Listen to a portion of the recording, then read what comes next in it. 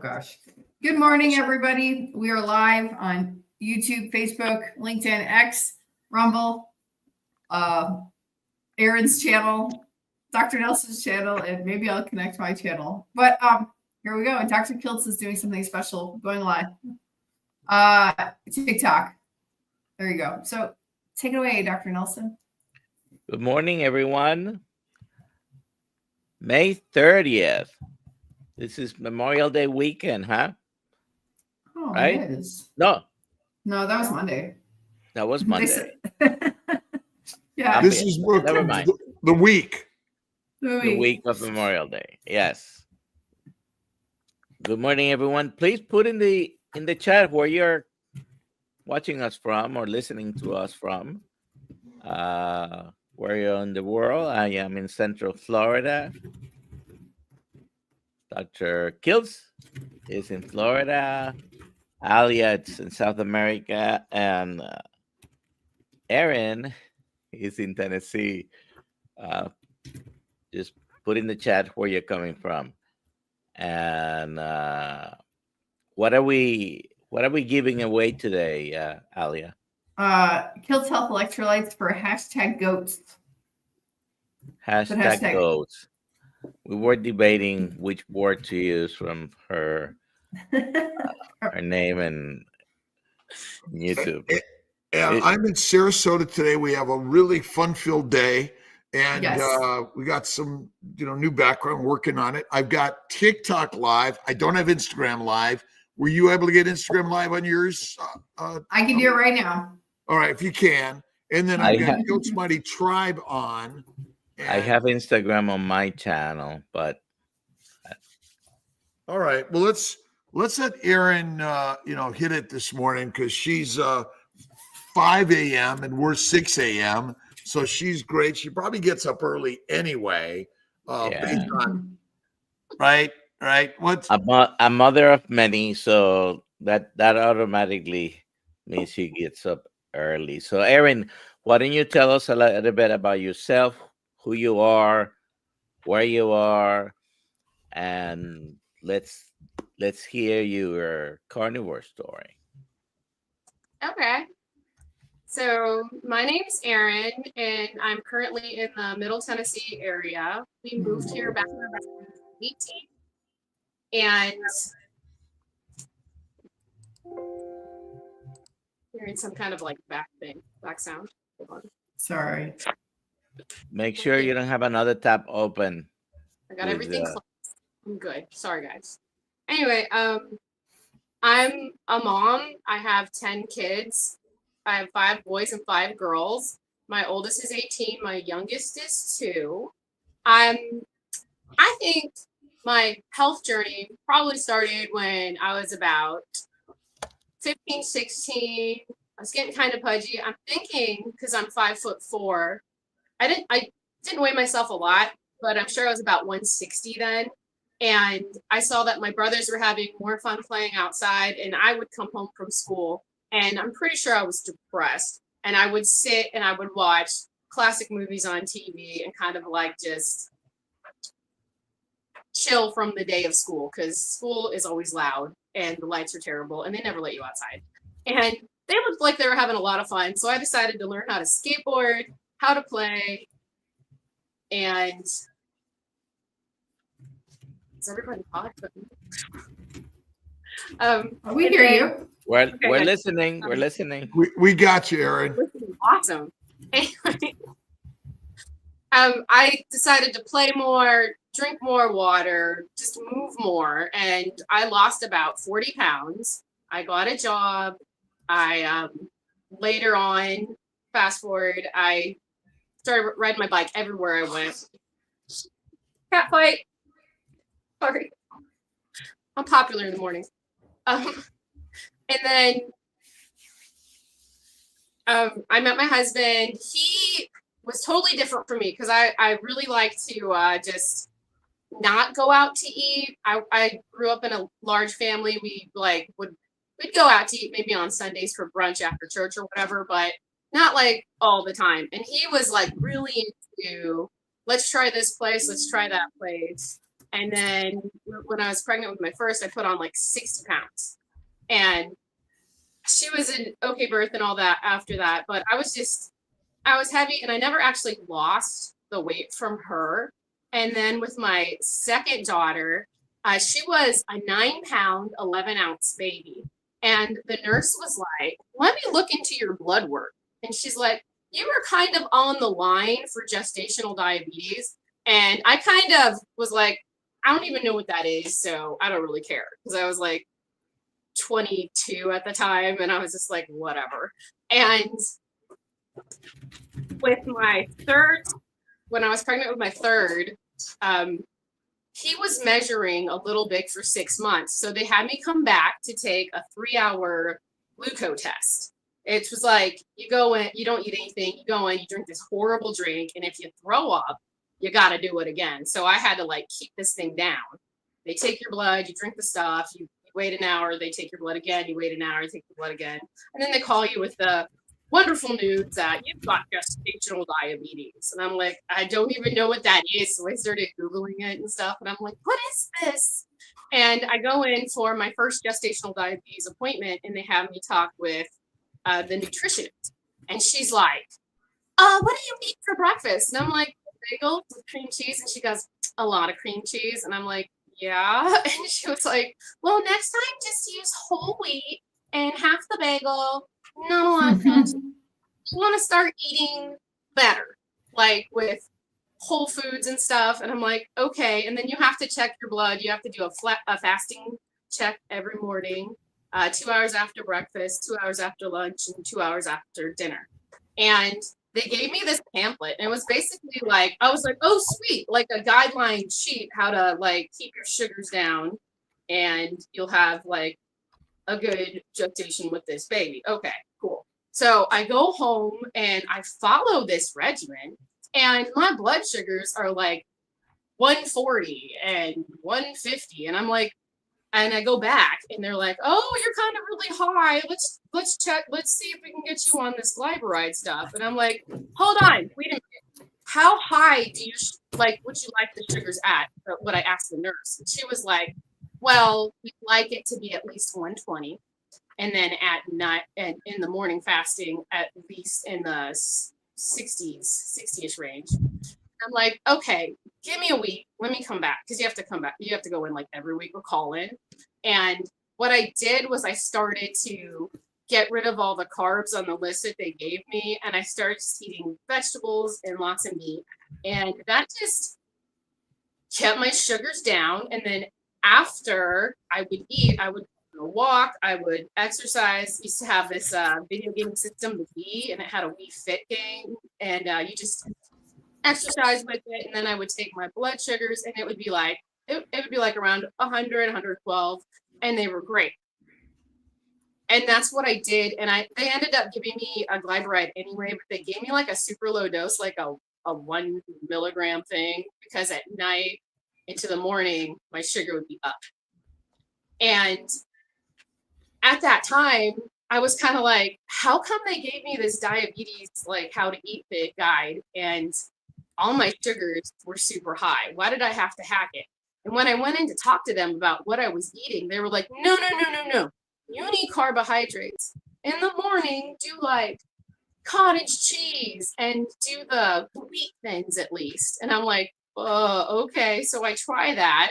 And I look at the recommended thing for the wheat thins. And they're like, I think it's like 18 or 20. I don't know. But I had that with my cottage cheese. And boom, my sugar was back up. And I was like, why are they lying to me? Like, it was awful. So I'm going to fast forward to like my 5th pregnancy. And when we went in to take the glucose test, my husband had that day off and came with me. And he was like, well, you go in, they take your blood, then you have to take that horrible sugary drink. And then there's stairs in the hospital. And I was just like, hey, let's walk up and down the stairs because you have to wait an hour. And that's what I did.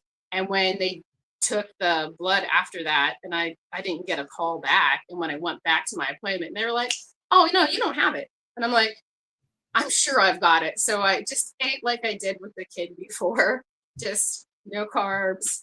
And I didn't realize it at the time, but I was pretty much a carb addict because after I gave birth and had the kid and, breastfeeding and all that, I would just be hungry and peanut butter and jellies were easy.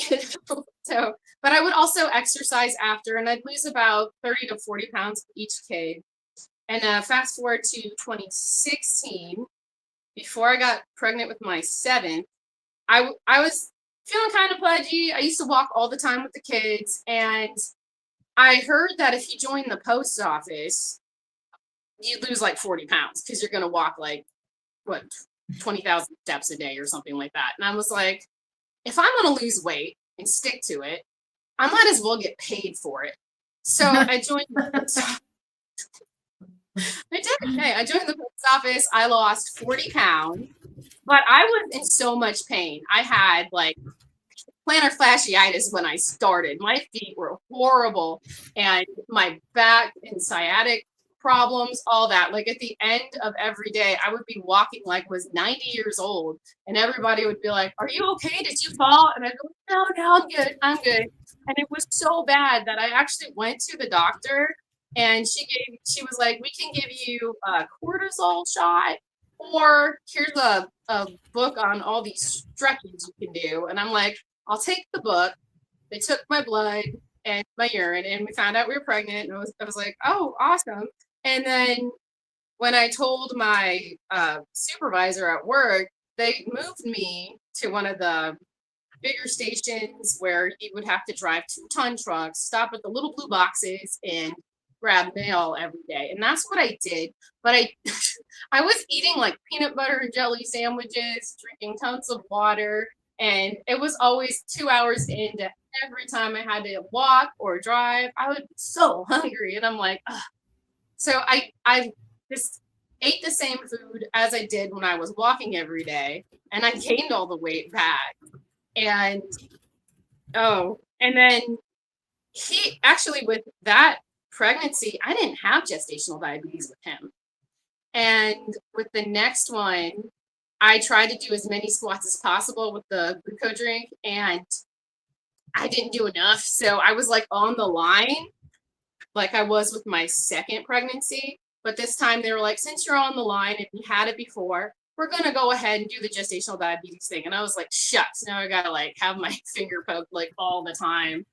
One of these days, I got to do math on that 5 times, like how many days in gestation weeks. Like that's a lot of poking and checking your blood. So with her, I was talking to the diabetes nurse, and she's like, "I don't even know like what you would eat. I would hate to have diabetes." And I'm like, "That's nice to say to people." And she was like, "Well, I guess you could like eat cheeses and nuts and things." And I was like, "Oh, I could probably add in peanuts and stuff. That's cool." And I added that into my diet. I didn't gain much with Scarlett. She was fine. Like all my births, usually the average is about 8 pounds, 14 ounces anyway. My heaviest was 9 pounds, 11 ounces. And under that was 9 pounds, 8 ounces, which was my 2018 birth. He was different because we were moving from Dayton, Ohio to Middle Tennessee because we wanted our area was getting kind of bad. So we decided, it's time to pack up and move. My husband has family farmland.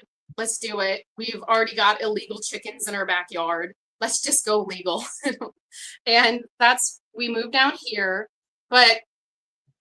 and the houses here, there aren't any stairs. So I went from like doing laundry in the basement and running up and down stairs all day, because that was my like favorite exercise, to like these houses that don't have basements. But we have a lot of land and a lot of hiking land, and we got goats and chickens, and it was fun. But also I was stuck at this like 230 pounds for like 4 years at that time. Like I haven't lost that 30. And then I'm going to just go ahead and fast forward to my last one, number 10. I was like on the line, but a little bit before the line with the glucose test with her. And I was like, I asked and begged, and I was like, you know what? Please, please, please let me do the gestational diabetes thing. Let me test it all the time. Let me call in. Let's do all the things. And they were like, well, since you're not on the line, we'll still get you a new monitor. You can text it, but we'll just watch it in the office. Well, this little baby decided that after all the other ones that I had, she was going to be the one that wouldn't turn the right way in the womb. So I had to have, because she was getting very stressy in there, because she wouldn't turn. She was more horizontal than vertical. And I had to have a C-section. I never had one of those. And I just remember looking in the side reflection at the hospital, looking how big I was. And I was like, dang, girl, did you let yourself go? I am not a really nice looking pregnant lady because I always put on about 50 pounds. And what was really interesting there, they needed to put like an IV in me, and my veins were like crap. That they had to get a specialist in, tie my arm up here, tie my arm down there, just to get my vein ready to put the IV in my arm, because they couldn't find it. That's how bad my veins were. I do have a varicose vein on my left leg. I did have surgery in it back in 2016. They got rid of my greater saphenous, but they couldn't get rid of the really big one that I have. And I'm glad they couldn't get in there anyway, because we found out we were pregnant like a few weeks later. So it probably would have been a good. They like laser. I had a laser surgery done in my leg. It was weird, but it was a lot of pain. But anyway, let's see. The last baby, Raquel, I was sitting on the couch. She's about 4 months old, and I'm watching a homesteader channel, and the guy goes, "I'm going to do the carnivore diet," and I was like, "Carnivore diet? What the heck is this?" And he's like, looking really sad as he's eating steak, and his kids are like eating, I don't know, biscuits and gravy or whatever. And he's like, well, I hope this helps for my tick inflammation. He had some kind of Lyme disease or something. And I was like, carnivore diet? How are you going to poop? Like, kids, come here. This guy is going to die on TV. Let's subscribe and watch. And I start like talking about it, but I don't really know much about it. I knew I've heard of keto. I remember a conversation with my mom about keto. Like, keto seems hard, doesn't it? And she's like, yeah, it may be expensive. And we were just like, yeah. And we never talked about it again. So because I brought up carnivore and I was kind of making fun of this guy, my phone picked it up and it started to suggest Dr. Berry videos. And I really didn't have a lot of people I was subscribed to at the time on YouTube. So I was like, well, if I'm going to make fun of it, I better learn a little bit more about it. And then I got hooked. He was all explaining the carnivore diet, and I'm getting my notes out, my pencil, and I'm writing everything down. Like, I want to try this. He's like 30 days, 30 pounds, and I don't have to exercise. That's all I saw him. Right. So I took February 2023, and I decided I was talking to my husband about it, and he was like, is this going to be expensive? And I was like, no, we'll just like buy extra ground beef when we're at the store and stuff. It'll be fine. And we have eggs from the chickens. And if we run out of meat, I can eat the eggs. It works. And he's like, okay, cool, whatever. And then my girls were like, you're going to die. You're going to have a heart attack. Boy, don't do this. Don't leave me here with all these kids. I don't want to clean. I'm like, I'll be fine. It's only 30 days. 30 days is like a blip in time. It is nothing. Everybody's always like, I'm getting rid of carbs, blah, blah, blah, 30 days, I can't do it. And I'm like, it's nothing. You can do anything. Bodies are amazing. Anyway, so I start carnivore March 3rd of 2023 because Lent was coming up, and I was like, that's my thing. I'll just give up carbs. It'll be great. So during all these pregnancies and stuff, if I'm not nursing, pregnant, or nursing or pregnant, I'm prone to have a couple beers at night. I liked fermenting. I like to make my own beer. It used to be like a fun little project until one time we put too much sugar in them and they started to explode, so I stopped doing it. And I was like, well, I'll give up the beer too. It'll be great. Because I can recognize now from looking back that 4 to 6 beers a night to help you fall asleep isn't a good thing. So I'm pretty sure, but I could quit like easy, but I'm pretty sure I was possibly an alcoholic. And I'll admit to it too, because I also know now that I was a carb addict, and that's carbs. And I was using it as a crutch for my anxiety, which I had, which was really bad, but I never talked to a doctor about it. And I had depression, but I always wanted to save face in front of the kids. I made a mask all the time. I was always happy around them, made sure that they were doing good and everything was done for them. But man, anyway, so day 3 into the carnivore diet, I wake up and I'm like, there's no pain in my knees. What is this? I'm like, what's a 300-pound woman, and I'm just like gonna do squats and stuff, like, and it doesn't hurt. I'm going like all the way down the ground, back up, and I'm like, what is wrong with me? My knees have hurt ever since I stopped skateboarding, and I figured, I was like later 30s. This is your knees are going to hurt. That's what everybody complains about. Like, oh, my knees or my back. And well, a few days later, I wake up and my lower back pain is gone. Now because I am not the strongest person in the world, I've had a ton of epidurals. So when they went to do the epidural for my C-section, the anesthesiologist was like, dang girl, you've had about 8 of these. And I've had 2. I wanted to try no epidural birth, and I've done it. That was my 7th. And that was an interesting one. I mean, you can do it. People are really strong. I'm not. I'm pretty weak. But anyway, some of the things that happen is that you could suffer lower back pain. And I do, and I did. And I woke up and it was gone. I usually woke up and I was really stiff and had to kind of like roll out of bed to get up. But now I'm just like, I'm doing this jumping out of bed type deal. And I'm like, what is up? So everybody goes, do your research into carnivore, do your research. And they're always talking about this anti-inflammatory stuff. And I was just like, that went over my head because of my brain fog and how I've been my whole life. So I was just like, oh, this is interesting. Like, I got rid of carbs and vegetables and I'm feeling great. What is this? And so I stuck to it. And when I got to my 30-day, I weighed myself. I lost about 30 pounds and I was like, score. And I did not want to go back to vegetables and carbs. Now, I wasn't super serious on it. So when I got to 30 days, we usually make homemade everything because like all the crap and everything.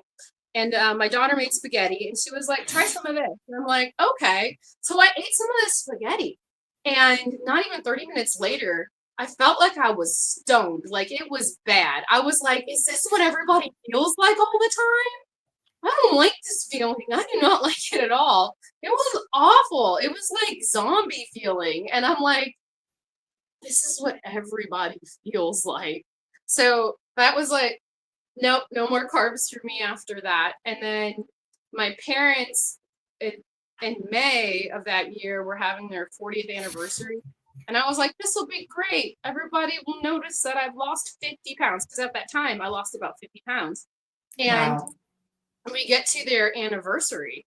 And I run into my sister-in-law and she's like, what have you been doing? You look good, girl. And I was like, you noticed. And I told her I've been doing this thing called the carnivore diet. And she's like, your brother does that. And I was like, no, he doesn't, because he still drinks a beer. What I found out on carnivore is that when you eat till you're satisfied, you don't want the alcohol or the beer because you're full. Beer kind of is filling, but full, you don't want it. And there's no reason for it because you don't need it.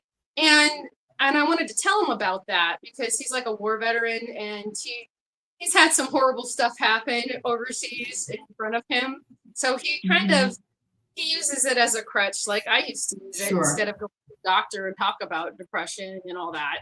I'm glad I didn't because they would have put me on like a ton of medication. I don't like pills. Did we lose her?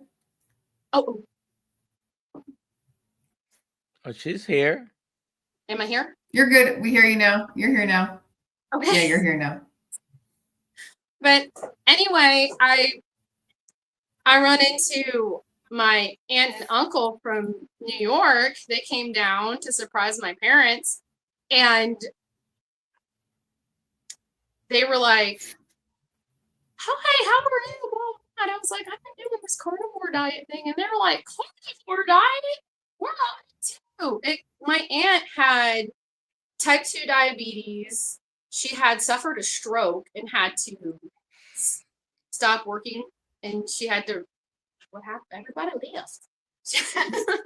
Don't. Someone you in the can background play. playing with it. Don't worry about it. Don't worry about it.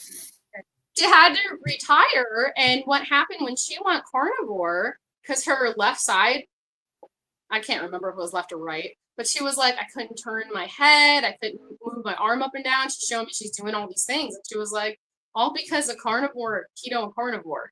And I was like, that's amazing. And then she was telling me about all these people I need to follow and watch, and I'm like, I gotta write this down.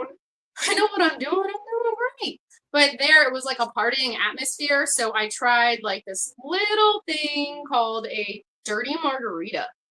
And right away, I had this horrible headache and it did not leave. And we had to leave early at that party to go back home. And that's like a 5.5 hour drive. And the whole time, my head was killing me. Because I'm not a pill popping person, so I won't take aspirin for headaches or whatever. So I was just like, why? Never again. And then let's see, in that summer, I was like, it's the summer, the kids are home. I'll try to drink beer again, to relax at night because it's a little crazy here. And I did try, and I tried, but I couldn't. Like every time I took a sip of beer, I was just like, oh, this is disgusting. And I started pouring it all down the drain. And I was like, I'm never drinking this stuff again. It doesn't make me feel good. I feel better on carnivore. And that was like my big epiphany moment. Like, hey, I don't have to drink anymore. That is awesome. I don't need it. And I love that about carnivore. And I started to get more serious into carnivore around August. And I've been really good ever since. And when my brain fog started to actually lift, I was like, what is this? Mm-hmm. What the heck? It took me about 6 months because I was experimenting. I would watch people on YouTube be like, after a few weeks on carnivore, try something else and see if it feels good. If you feel good the next day or something weird. So like I made these homemade sauerkraut, which is delicious if you try it on your own, not out of the can in the store. But anyway, I put some on a burger patty, and the next day my knees were hurting again. I was like, oh, I guess I can't eat this. Sucks. But my kids like that stuff, so they ate it. And I thought that was weird. And my husband likes to eat out still. And I just keep talking about how great I feel on carnivore, and my kids and stuff were getting really lame about it. They were like, quit talking about it. It's so annoying. And I'm like, but I don't know what to do. And then my daughter was like, well, you do have a YouTube channel. Why don't you just start doing that again? And I was like, well, I guess so, because I feel good. I might as well tell people about it. And then I was like, well, isn't it kind of taboo that you don't eat vegetables and you don't eat all these carbohydrates and stuff and fruit? And she was like, yeah, it sounds crazy. I'm like, yeah, but it's working. It's kind of weird. And I had an old goat YouTube channel, and I decided that I was going to use it. And the whole reason my channel is called Booby Goats, we were taking care of goats, and the 3-year-old was watching the baby, and I hear her singing, and it sounded like she was saying, booby goats, make your life come true. And I was like, I need a name for my YouTube channel. And I was like, that's going to be it. I'm going to use that. And I was talking to Old Guy Carnivore, and I told him that story. And he was like, what do you think she was actually singing? She was 3. And I was like, oh, God, she was probably saying baby goat. Oops. That's hilarious. Erin, So you did something on your own many years ago, many pregnancies ago, and God bless you for having so many kids. It's not something common today, but you realize on your own that the diet that they were telling you to follow for gestational diabetes was actually keeping your blood sugars higher than when you cut the carbs. And so at least you had that in the back of your mind. Then you started the carnivore diet years later, trying to lose weight, and then you realize your brain fog went away, your chronic pain went away. By the way, plantar fasciitis for 35 years. I don't even know how soon it went away because I didn't, I'm not having pain anymore. I'm walking normally, but it is a painful thing. Nobody ever dies from plantar fasciitis, but the pain is killing you many times, right? Yes. Wow. So your knees, I mean, how many overall at the moment, how many pounds are you under? How many pounds do you lose? I've lost about 80 pounds. And then I put on a little bit of weight last time I did butter, bacon, and eggs because I was actually lifting weights too. So I've got a Okay. lot of extra skin, but I got a lot of muscle now. I can take so much. That's good. But that was your main reason for doing it, but wasn't the greatest benefit, right? I mean, Yeah, it was so weird. It was like I went in for weight loss and I stayed to be pain free and just to feel really good because I feel good all the time. And I want to portray that on my YouTube. Like I'm doing all these things and I can do all these things because I'm not in pain anymore. I'm not in this dark cloud place where I'm just inside my house cleaning all day and I don't want to go outside because I'm so busy.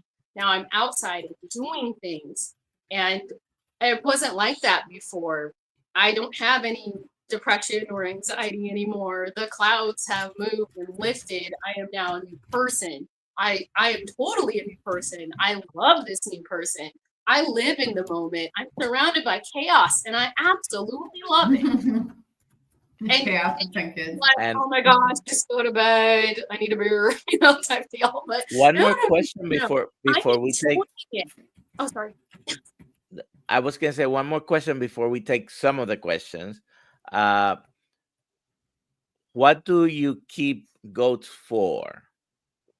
I originally was going to keep them for milking purposes for the Uh-huh. kids because they go through like 6 gallons of milk a day. I probably just Uh-huh. carry Wow. Okay. In 2020, they started to get out because I got a couple of free goats and they taught all the other goats how to escape. So we had to hurry up and sell them. So now I've got to buy new coffee guide and it's for secret goats. I am saving up. They got a little expensive and I've got all the fencing. So All right. it's got My father grew up on goat's milk, raw, almost straight from the goat. Anyways, let's take some questions, Alia. Sure. First, I want to say Haley says she just subscribed to Booby Goats and will be binging your channel later. Yay. Okay, so this is for Dr. Nelson. Joyce, I was on 25 milligrams of some medication last week, was taking 45 milligrams of potassium, Celtic sea salt, BP down, cut meds in half, 2 days, leg swelling. What is recommended for potassium and sodium? Dr. Kilt, I know you're working on your stuff there. Let me ask you something. How many milligrams to the point do you take of sodium and potassium a day? You keep count, right? No, mute. Still muted. It's muted here. He needs to mute it and unmute in There we go. StreamYard. I got two mute buttons. Am I? Oh, okay. You got me? Yeah, you're good. No, you're Aaron, good. this is amazing. Your story is fantastic. We're learning so much. I measure nothing.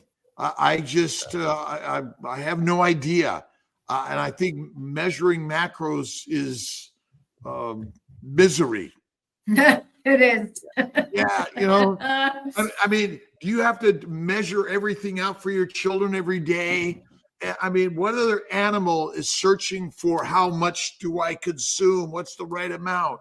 Oh, what's your omega-3 to 6 ratio? I'm like, I get a headache.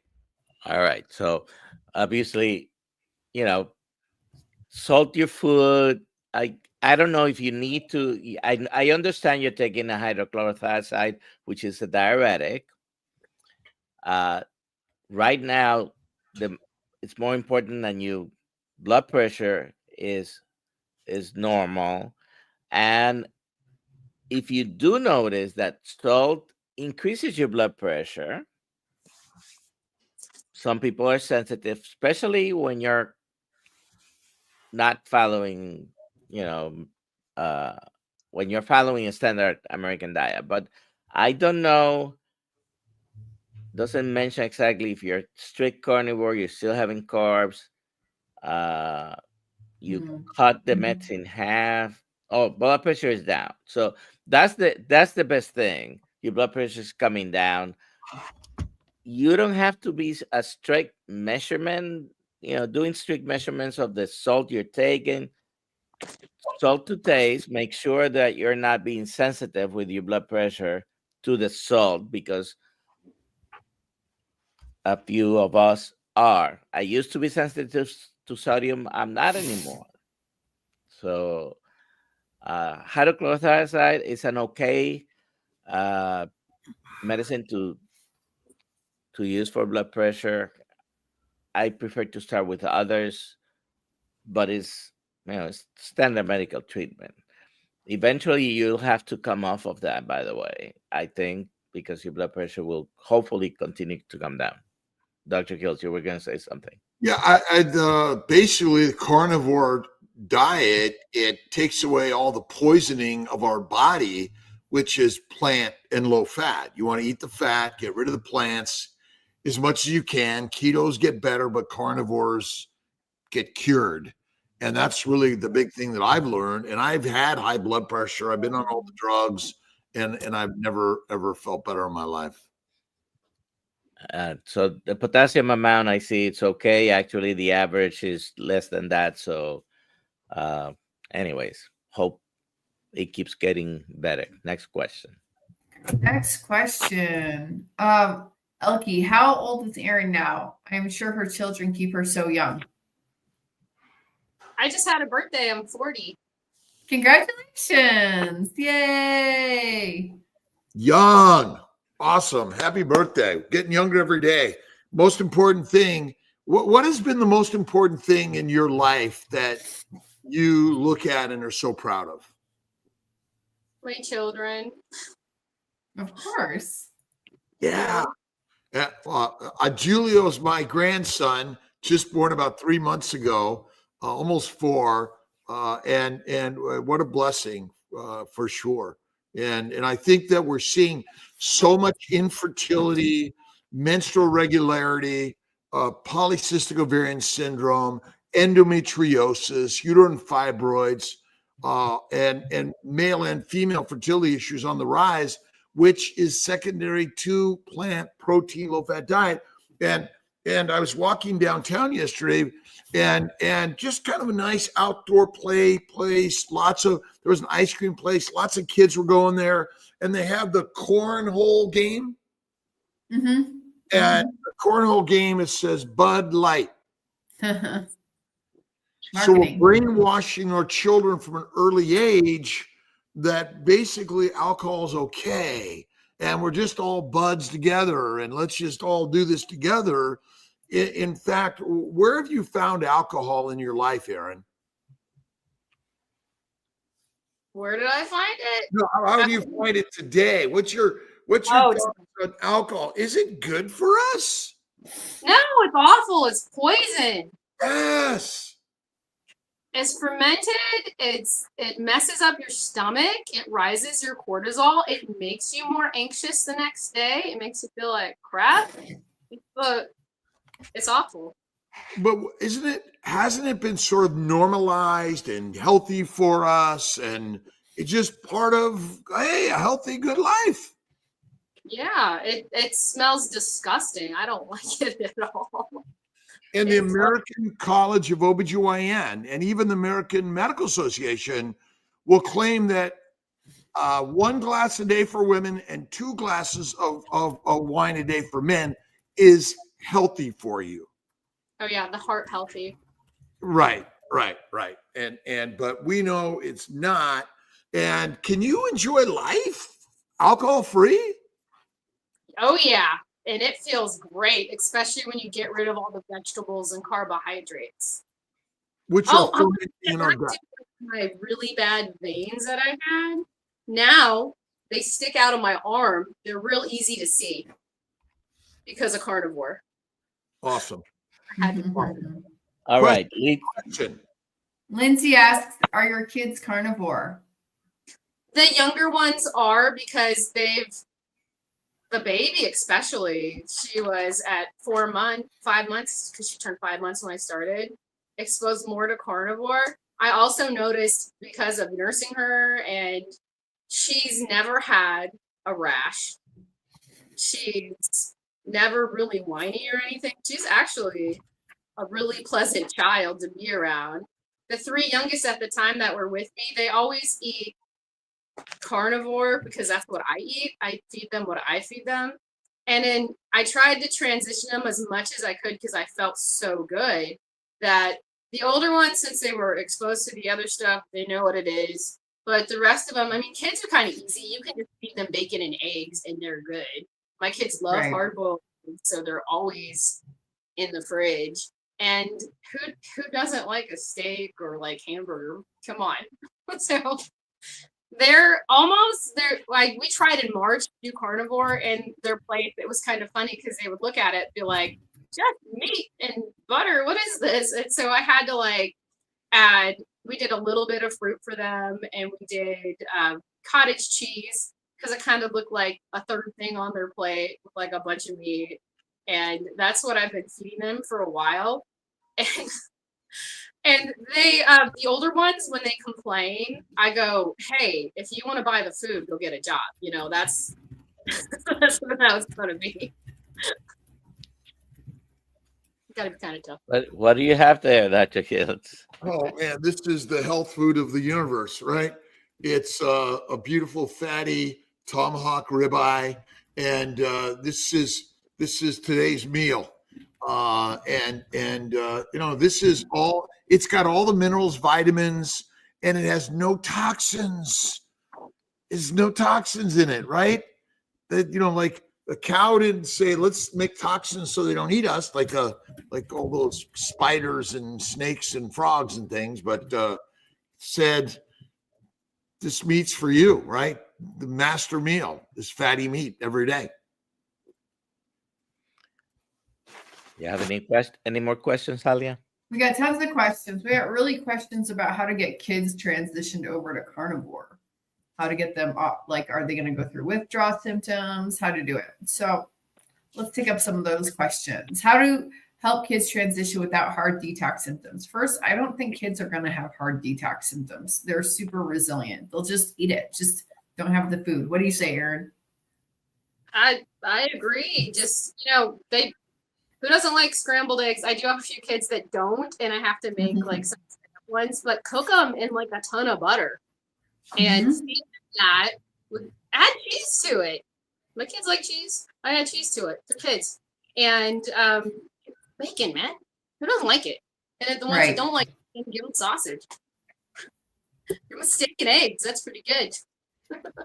My kids are literally taking this out of the office every day and looking at the recipes in the back and telling me we need to make this today. So this is Dr. Kiltz's book, Babies is for Babies, and they're trying to get me every day to cook something new out of here.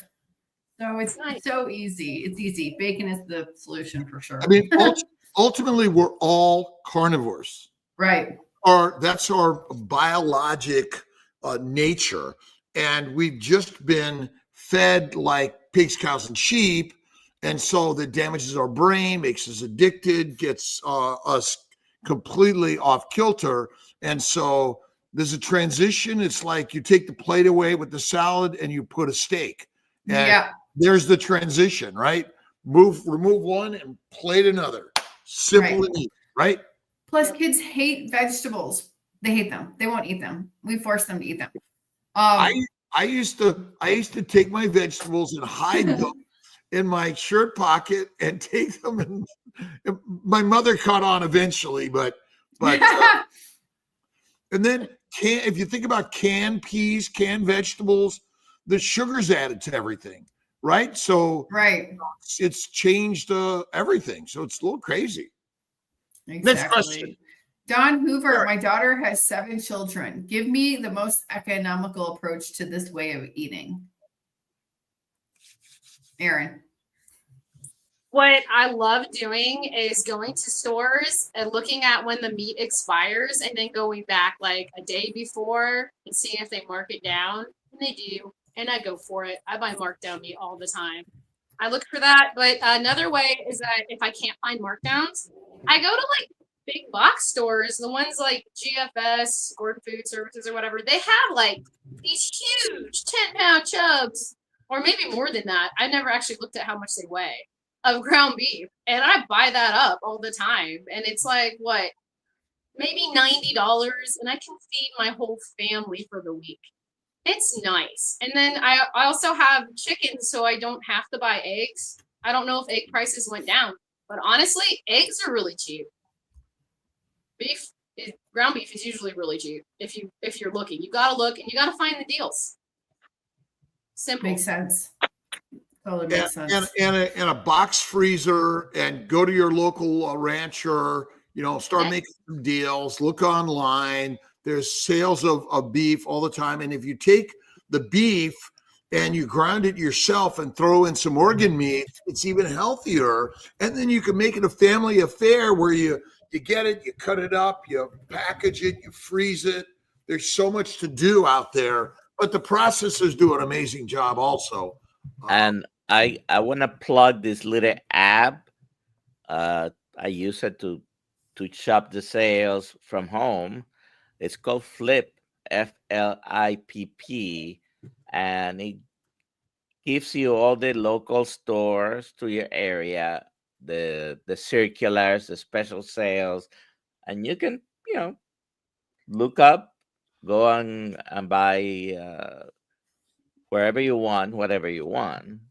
I mean, is it really more expensive? No, because you're not buying every time you go out the $10 coffee special with this milk and that, which are not really milks, almond milk, oat milk, coconut milk. Yeah.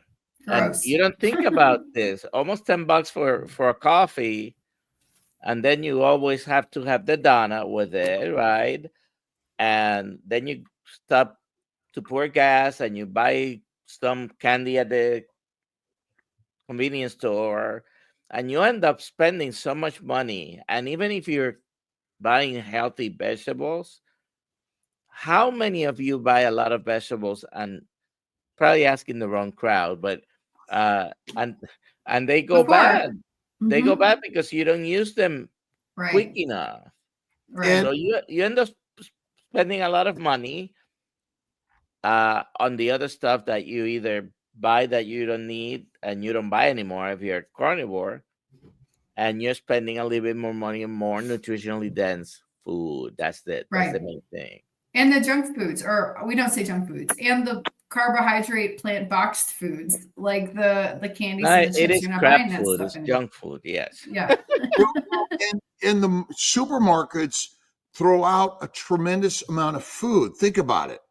And because it goes bad, especially in the produce section, and it goes right to the compost heap to make methane gas, which is what we're making in our gut via fermentation. So You know, we're making beer in our gut also, by the way, when we eat a high plant protein, low fat diet. George Rosansky on Kilt's Mighty Tribe, he bartered services for a quarter beef from a customer. And so, you know, he was a farmer. Let's see. Nicole Gillespie, I care for my in-laws and they won't switch to carnivore. I spend more on their groceries than mine. Well, they will switch to carnivore. You just have to keep going. And then maybe it's like, hey, they ran out of the vegetables and fruit and the box stuff looked horrible. I can only get you meat. I'm really sorry. But that's all they had. Meat, the master meal, right? Meat, my food. Meet my food. Papa Carnivore, how do you balance working at the post office and also raise your kids? Did you have help at home? I did. My mom watched the kids and then she looked at me and said, you know, I've raised 9 children. I don't want to raise any more. And I was like, that's cool. I'll quit. And I did. I stayed at home after that. Great. It was really hard. Honestly, it felt like I was stay-at-home parent because my husband would work nights. So I'd work during the day. I'd pick up the kids from my mom's and then I'd go home and have to like do regular mom stuff. And that's hard. Especially with the like 6, 7 kids at the time. It was like really hard, especially when you're like super sore, your feet hurt, your back hurts, you still got to do everything. And I was like, man, single moms really have it bad. Like, yeah, I could not do it. So I kind of broke down. I was like, you know what? I lost the weight. I gained the weight back. I'm gonna quit. But I stayed home. And I again, really didn't balance it at all, Peter. Not at all. there's no balance in life. You're on the razor's edge, essentially. You're, and we're always moving. And flexibility, and it all happens the way it's supposed to. Do you utilize any other spirituality, faith, or other support in your life? I am Catholic, so yeah, prayer. Prayer is a good thing. Meditation, love it. But man, I feel really good on carnivore too. I was always like, I want to be like those people that are always feeling good, and it's probably the church. So let's go back to the church and feel real good like them. And I never got that until I did carnivore, which is kind of like it was a weird rebirth of being a person. Christ is a Lion King. He's a carnivore. And that's what he was working to teach us. He didn't say eat the grass and grains. He was inviting the sheep to come back to the lion's way. And that's what Christ Carnivore is all about. And I think it's critical and important to have some faith, some spirituality as really the foundation of our lives. And he was always preaching love, and I feel so much love on carnivore. Love. I really do. Love. That's 1,000,000,000% infinite. I've got live on TikTok today. I haven't done live before. I have no idea how to answer anything. So I don't know if anyone's in this and moderating it. Maybe we get some team members help on that at some point, but Kiltz has got to get younger in order to, and he is, by the way, on carnivore. I've never felt more amazing. Like I'll be 70 in March. It's like I keep on looking. It's like something's wrong here. I feel about 10. What's that? I was like, where's the walker? No. Yes, yeah. And I was at a healthcare seminar, really great. And the conversation is about lots of aging people coming up. We have to figure out ways to care for them in a box, right? And I'm thinking, wait a minute. Our job is to help our brothers and sisters get younger, get out in life, do blogging every day, hang out with Aaron, Dr. Nelson, and Alia, and realize that simply eating meat is the healthiest thing to do. This is who we are. It's like simplicity, right? It's crazy simple. Like, what? I was always like, I'm so dumbfounded by it. Every day I'm dumbfounded by it. It's so simple. It is our man. And so tell me a little bit about the healthcare of your life, your children, your family. Have you found that in general you're healthier and you have more natural ways that you heal? I am. I feel great. I just feel so good that I wanted my kids to feel good. And when I changed their diet, they're less crabby, less cranky. They like to help Mhm. out. It's freeing, really. And when we go to the doctor, we usually just go and get stitches and stuff now. It's not a preventative care. I don't need to do that. I'm doing it now, feeding them meat.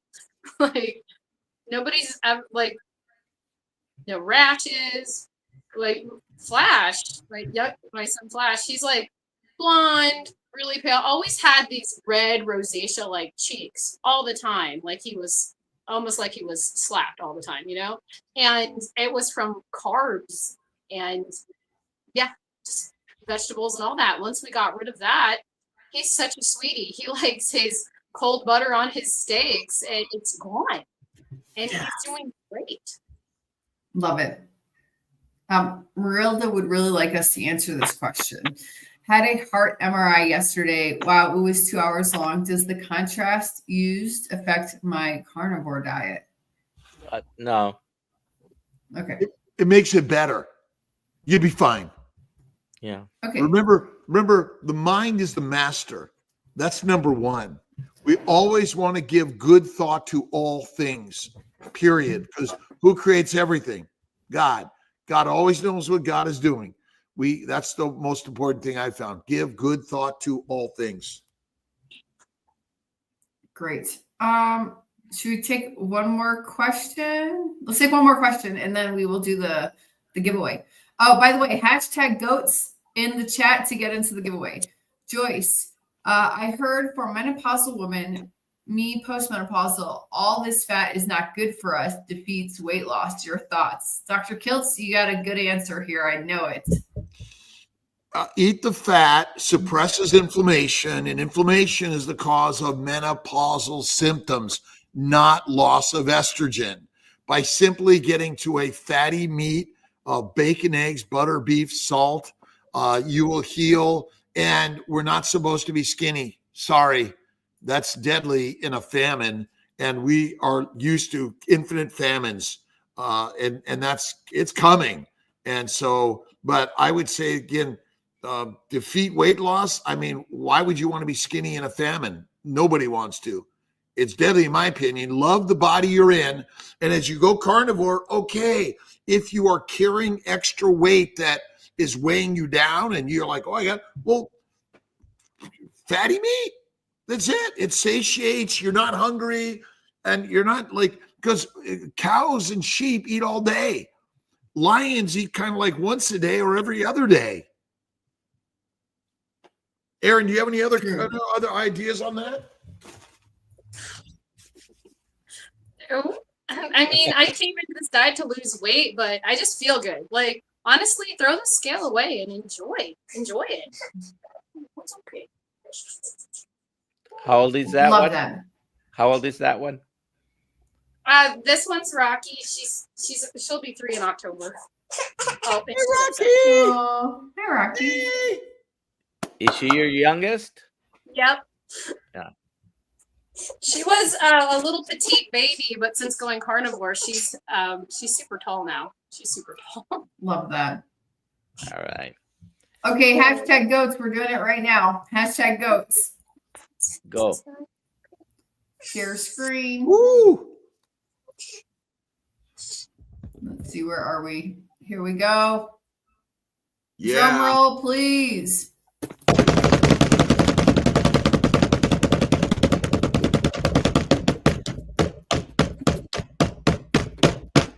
Marilda, congratulations. Yay, Marilda. Yay! Please email me your address and phone number at alia@drkiltz.com and I will get your supplements, your Kiltz Health Electrolytes sent out to you. Congratulations. And I want to thank everyone for being here today. And I mostly want to thank Aaron for sharing her story. And your story is critical here. And so if you simply send a message to Ali at drkiltz.com, is that right? Yep. Yes. AliaDrKiltz.com. And you know, tell us your story. We're documenting these stories because Healing Humanity, and you have to go to Healing Humanity also with our beautiful, amazing community to grow and share these stories around the globe. Without your story, and so to our TikTok, Instagram, LinkedIn, Facebook, YouTube. And again, we're just here to bring all of our brothers and sisters to a whole new light, and sharing with our children and their children, a story that we can recognize we're in control of our healthcare, not the healthcare system. And we're sharing ideas, and we have to make it more affordable, accessible. Even ability to get some Western medicine needs to be a way that's more community around the globe. That's it. And even if there are some people that may need some extra help, our communities need to build that in our in local families for all of us. Yay! Are we doing a selfie? No, I'm just trying to. So we got all of us together. Yeah. Well, I got it. I don't know what's trying. Oh wait, it's trying to. It's saying that I don't exist here. Oh, that's so sad. It's got all sorts of things from inactivity. But again, appreciate you, Erin. Any last words before we go? Just try your best, be happy, and enjoy your moment. It's a beautiful moment. It's a beautiful moment. All right, all. Bye, everybody.